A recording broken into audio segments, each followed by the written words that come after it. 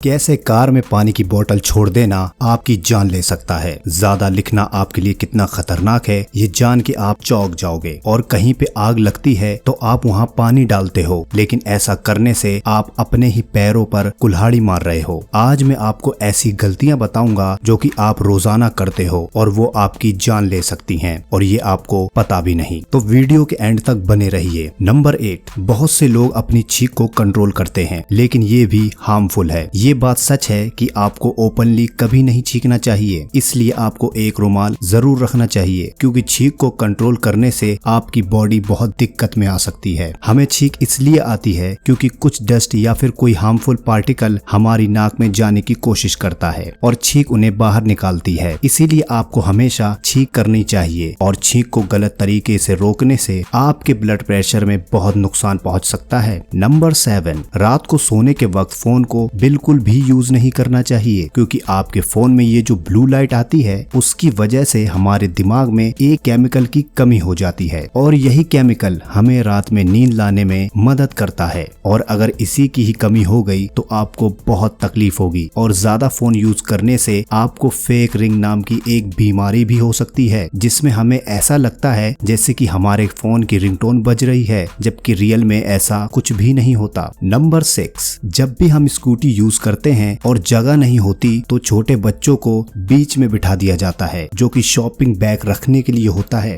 और यही खतरनाक चीज है, क्योंकि अगर गलती से भी कोई एक्सीडेंट या फिर स्कूटी फिसल जाती है तो सबसे ज्यादा चोट उसी बच्चे को लगेगी। स्कूटी अक्सर कम स्पीड पर चलाई जाती है, जिसकी वजह से स्कूटी के एक्सीडेंट होने पर भी ज्यादा चोट नहीं लगती, लेकिन अगर किसी को बीच में पैसेज में खड़ा रखेंगे तो उसे बहुत ज्यादा चोट लग सकती है। इसीलिए आपको ऐसा नहीं करना चाहिए। नंबर 5, आपने रेलवे स्टेशन पर ये सेफ्टी लाइन जरूर देखी होगी। लोग सेफ्टी लाइन के पीछे खड़े रहने की बजाय इस सेफ्टी लाइन के ऊपर खड़े रहते हैं, और ये ऐसा एक दो नहीं बल्कि 70% लोग करते हैं। और ये बहुत रिस्की है, क्योंकि अगर भीड़ भाड़ में आपको धक्का लग जाए तो आप सीधा पटरियों के बीच गिर जाओगे, जिसके बाद क्या हो सकता है ये तो आप जानते होंगे। Number 4, loose fan. इंडिया में 60% लोगों के घर में लूज फैन है, यानी ऐसे फैन जो कि बहुत लूज हैं और कभी भी गिर सकते हैं। आपको ये पता नहीं होगा कि डेली 1000 लोगों को पंखे गिरने से चोट लगती है, क्योंकि वो सोचते हैं कि लूज पंखा रखने से क्या होगा, जब तक चल रहा है चलाते ही रहेंगे, पर ये आपकी जान ले सकता है। इसलिए अगर आपके घर में लूज पंखा है तो सबसे पहले आपको उसे रिपेयर करवाना चाहिए, और ज्यादा खराब है तो रिप्लेस। नंबर 3, क्यों आपको पानी की बोतल कार में नहीं छोड़नी चाहिए। आप सोच रहे होंगे कि बोतल को कार में छोड़ने से क्या होगा, क्योंकि ये तो हम अक्सर करते हैं, लेकिन अगर आपकी किस्मत अच्छी नहीं रही तो बस कार में बोतल रखने से आपकी कार पूरी तरह से खत्म हो सकती है। आपको ये पता होगा जब भी हम मैग्नीफाइंग ग्लास को सूरज के सामने रखते हैं तो आग लग जाती है, और यही होता है जब हम पानी से भरी बोतल को गाड़ी में छोड़ देते हैं। कई बार बोतल ऐसे एंगल में आ जाती है जो कि बिल्कुल मैग्नीफाइंग ग्लास की तरह काम करती है, और फिर गाड़ी में आग लग जाती है। जब गाड़ी चल रही होती है तो ये नहीं होता, क्योंकि तब एक जगह पर सूरज का फोकस नहीं आता। इसीलिए जब भी गाड़ी बंद होती है तो ये होता है, और कार में आग भी लग सकती है, और बस एक पानी की बोतल की वजह से आपको लाखों का नुकसान हो जाएगा। खाली बोतल फिर भी एक अलग कहानी है, लेकिन पानी से भरी बोतल गलती से भी ना रखें। नंबर 2, जब भी आग लगती है तो हम उसे पानी से बुझाते हैं, पर ये एक बहुत बड़ी गलती है, क्योंकि अगर आपके पास ज्यादा पानी नहीं है तो आग बुझाने की जगह ये आग को और ज्यादा फैलाएगा। और अगर आग शॉर्ट सर्किट से लगी है तो आपको पानी का इस्तेमाल गलती से भी नहीं करना चाहिए, क्योंकि पानी डालने से एक तो आग और ज्यादा बढ़ जाएगी, और दूसरी बात कि बिजली वाटर के थ्रू ट्रेवल भी कर सकती है तो आपको शॉक भी लग सकता है। इसीलिए किसी भी आग में फायर एक्सटिंग्विशर का ही इस्तेमाल करना चाहिए। और आपके दिमाग में एक बात तो चल रही होगी कि फायर फाइटर पानी का इस्तेमाल क्यों करते हैं। दरअसल पानी फायर एक्सटिंग्विशर से ज्यादा दूर तक जा सकता है और उनके पास पानी का बहुत बड़ा सोर्स भी होता है। नंबर 1, जब भी हम पेन से ज्यादा लिखते हैं तो हमारे हाथों में दर्द होने लगता है, पर ये दर्द थोड़ी देर में चला जाता है, पर ये लॉन्ग टर्म में आपकी उंगलियों में इफेक्ट कर सकता है। अगर आप मोटे पेन से ज्यादा देर तक लिखोगे तो ये दर्द ज्यादा देर तक रहेगा, और अगर आप कई सालों तक ऐसे लिखते रहोगे तो फिर ये दर्द परमानेंट भी हो सकता है। इससे बचने के लिए कई तरीके हैं। आपको ब्रेक ले लेकर काम करना चाहिए। वैसे जैसे आपको लिखते टाइम भी